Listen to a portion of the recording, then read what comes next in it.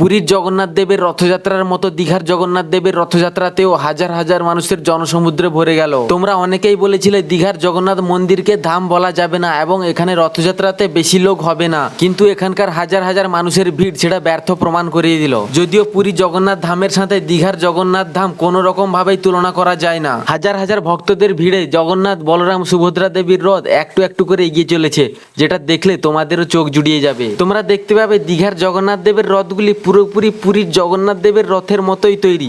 আর আমি একটা জিনিস খেয়াল করলাম, এখানকার রথগুলি লোহা এবং কাঠ দিয়ে তৈরি। আর আমি অনেকবার দেখেছি যে পুরীর জগন্নাথ দেবের রথগুলি পুরোপুরি কাঠের তৈরি। তোমরা কি এটা খেয়াল করেছো? আচ্ছা, তোমরা কি একটা কথা বলতে পারবে, পুরীর জগন্নাথ ধামে সাধারণ মানুষরা কি রথের দড়ি টানতে পারে, কিন্তু দীঘার জগন্নাথ ধামে সাধারণ মানুষরা রথের দড়ি টানার সুযোগ পায়নি? যদিও বা এত এত মানুষের ভিড়ে রথের দড়ি টানা সবার পক্ষে সম্ভব নয়, তবুও আমার সৌভাগ্য হয়েছিল একবার রথের দড়িকে স্পর্শ